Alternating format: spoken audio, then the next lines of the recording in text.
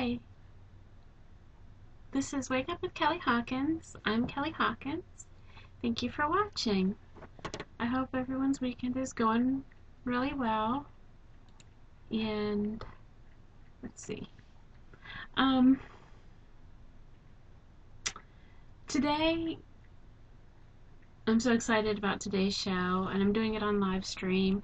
I put the bandwidth down as far as it could possibly go, and it says it's perfectly streaming, so hopefully it'll keep a good stream and won't get those horrible messages, because I'm reading stuff off the internet today, and I wanted you to see the websites because I wanted to give credit where credit is due.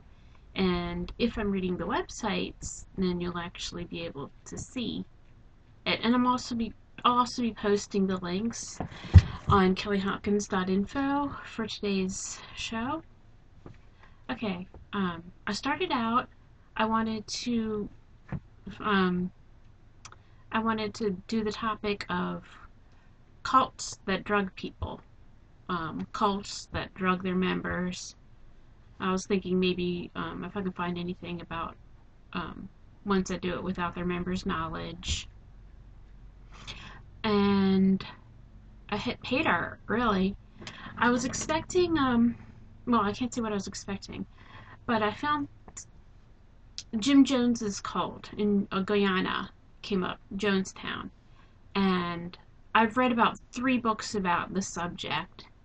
So, I was like, alright, it's something I know about, something that I'd like to talk about and share with you. Okay, so first, let's go ahead and show you show you mainstream media's view. Oh wait, let me go back to camera because I can't see. Okay, here, let me close that. Okay, so I can get a little window of what's on the screen in the program. See if you, see, that's not what I wanted to do. But did you see I met Alex Jones at the Bilderberg conference, and I have that picture as my desktop because it's really cool. I've been listening to his show for a long time, so it was really an honor to meet him. He's really nice in person too. He's really nice and friendly and happy, which is not how people portrayed him. So, anyways, but let me go ahead and show you the internet. Okay.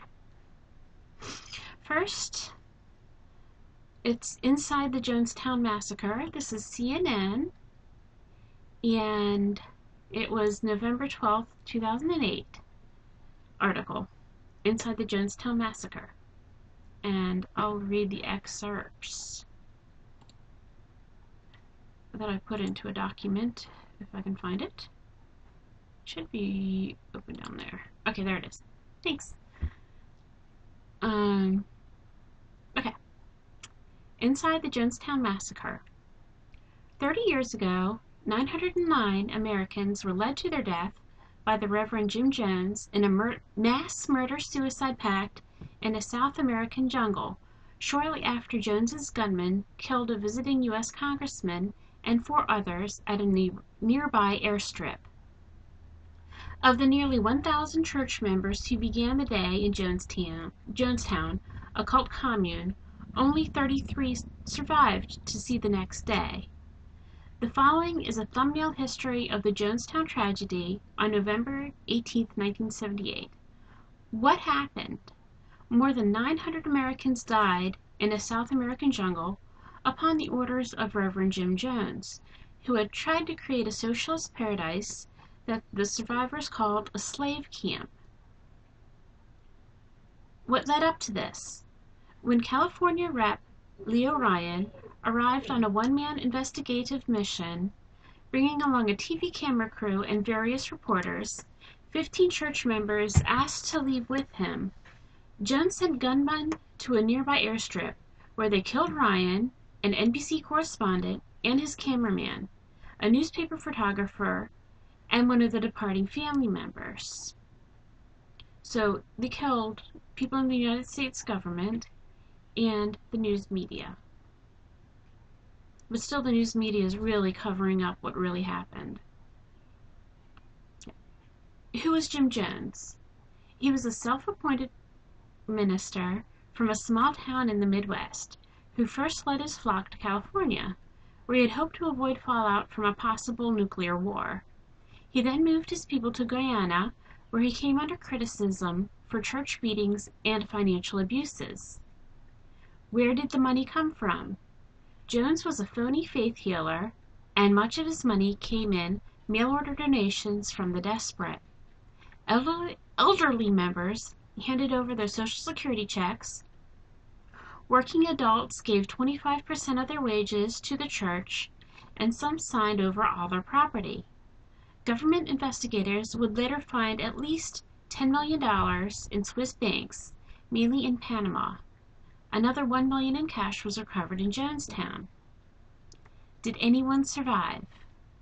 33 people who began that day in Jonestown escaped with their lives. There were two main groups of survivors. 11 people, 4 of them small children, walked almost 30 miles through the jungle to another town. 14 departing church members lived through the airport ambush, 5 of them youngsters who were lost for 3 days when they ran into the jungle to hide. See list of survivors. What happened to the killers? All but one of the airport gunmen died in the mass suicide. See, they call it a suicide, but most of the people were shot. Larry Layton, who posed as a defector, was captured after badly wounding 2 people inside a plane trying to take off. He was not paroled from an American prison until 2002. How did Jones die? He did not drink the cyanide. He was shot in the head, probably by a trusted aide, at the very end. His body was among the first to be identified, through fingerprints that had been taken after a Vice Squad arrest 5 years earlier in the men's room of a Los Angeles movie theater. What is left of Jonestown today? That's interesting, though. He was arrested in a men's room from a movie theater? I wonder what that was for. I haven't heard that. Or if I did, I'd forgotten it, because a lot of the books I read were 20 years ago, maybe 25 years ago. And this happened more than 30 years ago. I don't know this exact date, but it did. Okay. What is left of Jonestown today? Nothing. The settlement has disappeared, the buildings dismantled and carried away by native Indians. Jungle weeds and trees have overgrown the area again. The only notable relic left to be found are the remains of one small, rusting garden tractor. What persists is simply silence. Okay, so that's the mainstream media's view of what happened and what they want, basically what they want you to think really happened. Now, this website gave me a totally new perspective, and one I would have caught if I had learned about it these days, but instead I learned about it, when I was a kid. It was all over the news when I was a kid. I don't exactly know what age I was. I'm thinking junior high, maybe. I don't know. It might have even been earlier than that. But anyways, okay. And if I had learned about what happened today, or if something like this happened today, I would have known instantly. But because it's something that's been in my conscience for so long, I didn't get it. But now I do, and you'll be shocked. Okay, this website is The Truth About Jonestown. It's at www.viewzone.com/Jones33HTML. Now, I'm telling you that because I want to make sure that they get their credit, because this is an amazing article. Completely amazing. And in fact, I want to go to ViewZone 2 and just see the other stuff that they have. I'm not familiar with that website. And this blows my mind. Okay. And this article is called What Was Jonestown Really? I'm only going to be reading excerpts. Okay. After the site was leased, trusted members of the Jones entourage flew to Guyana and began making the camp ready for the rest of the congregation. On the surface, it looked like Jones was a benevolent leader concerned for the safety and well-being of his poor and socially outcast congregation, ushering them far away from the dangers of the Cold War. But on closer inspection, the loving facade was missing even from the start. Church members were literally herded in buses in San Francisco and driven post-haste to Florida, where they were again herded into specially chartered planes that transported them to Guyana. The congregation, mostly black, were seen bound and gagged as they were taken off the plane and driven to the camp. This seemed an odd way to treat people and was more like the treatment of slaves, or maybe laboratory animals. Apparently, to get even more subjects, children were reportedly bought from the local Guyanese. Once at the camp, the congregation was forced to work like slaves. Their work that day was often 18 hours long, after which they would be fed rancid, rotting food, usually rice or bread. At night, as they tried to sleep, they would be forced to listen to loud sermons, narrated by Jim Jones, that blasted from the PA system. Slackers were first forced to work and threatened. Those that thought about leaving were quickly persuaded otherwise by individuals who were punished in full view of the public as examples, and by the security force of armed guards that patrolled the camp. Like the brown shirts of Nazi Germany, children were made to inform on the deviant conversation of their parents and elders. Jones told the camp that certain individuals would be posing as dissidents who wanted to leave the camp. He warned others to be diligent and report these people as a test of their loyalty. Thus he perpetrated fear and distrust among the members of his congregation. A mind control experiment gone awry. Jonestown was, in reality, an experiment. It was part of a 30-year program called MKUltra, the CIA and military intelligence codename for mind control. A close study of Senator Ervin's 1974 report, Individual Rights and the Government's Role in Behavior Modification, shows that these agencies had certain target populations in mind for both individual and mass control. Blacks, women, prisoners, the elderly, the young, and inmates of psychiatric wards were selected as potentially violent. There were plans in California at the time for a Center for the Study and Reduction of Violence, expanding on the horrific work of Dr. Jose Delgado, Drs. Mark and Irvin, and Dr. Jolly West, experts in implantation, psychosurgery, and tranquilizers. These laboratory monkeys were to be drawn from the ranks of the target populations and taken to an isolated military missile base in California. In that same period, Jones began to move his temple members to Jonestown. They were the exact population selected for such tests. All of the population received daily medical exams and wore medical identification bracelets. The meticulous daily notes and drug records kept by Larry Schott, the camp doctor, disappeared, but evidence did not. Jeff Briley, who helped with the cleanup operation, was asked to guard a metal case containing thousands of files. He was told to shoot anyone who tried to take them from him, and that they contained highly sensitive information. He later turned the files over to CIA agents who denied that such records existed when questioned by a congressional investigation. The history of MKUltra and its sister programs records a combination of drugs, drug mixtures, electroshock, and torture as methods for control.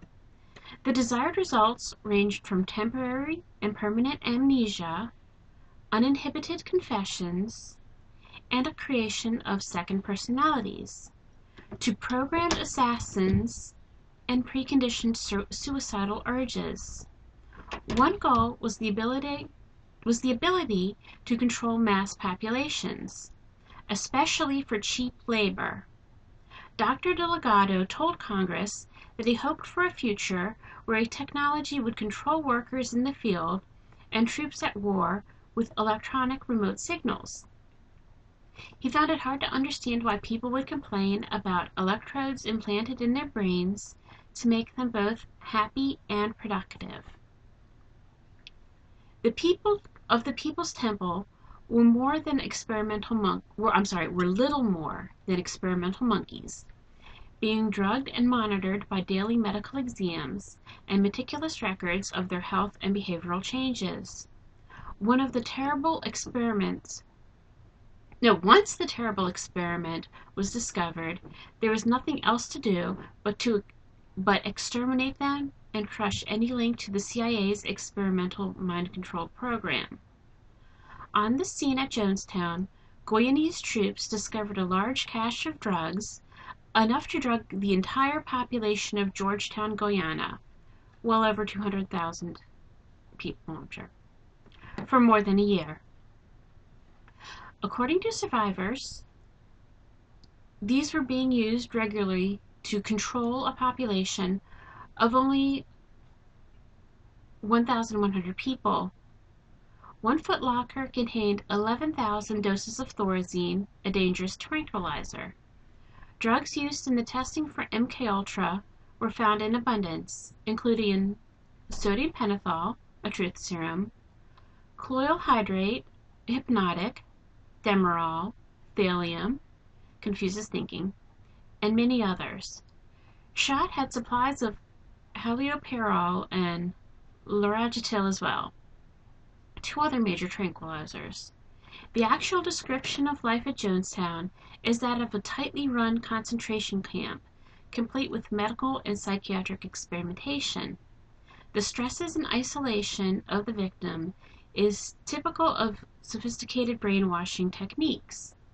The drugs and special tortures added an additional experimental aspect to the horror. This more clearly explains the medical tags on the bodies and why they had to be removed. It also suggests an additional motive for frustrating any chemical autopsies, since these drugs would have been found in the system of the dead. The ultimate victims of mind control at Jonestown are the American people. If we fail to look beyond the constructed images given us by the television and press, then our consciousness is manipulated, just as well as the Jonestown victims was. If the discrepancy between the truth of Jonestown and the official version can be so great, what other lies have we been told about other major events? And wow, that article completely blew me away. Thank God for the internet, that we don't have to rely on books that have been published by mainstream publishers that are, well, you know where I'm going with that. So, I'm very happy I found that article, and when I read it, it was just like a, oh my gosh moment, It was like, that makes perfect sense. I mean, I know about MKUltra techniques being used by cults of today, but the realization that Jonestown was an MKUltra experiment, what they do is they experiment on small things, on small populations. They find out what works, what doesn't work, and they go with what works. So just be careful what you get into. If you're into something like this, get out. You don't need it. You can be happy. You can be free. You have to free yourself and free your friends. Let them know what's really going on. If you're in a cult like this, even if you don't realize it, that you are in one, you might find out that you are once you realize it. Alright. Well, thank you for watching, and I hope your weekend is good. I don't know, I'm kind of reluctant to call this a TV studio. It's just my laptop. But I'm trying to clean my room up a little bit and rearrange it so that I can record a little bit better. I need a few things. I need a better microphone. I know I sound like crap on this microphone. And I need a better camera. But, I just started this new job, so. Alright. Well, thank you for watching. And wake up.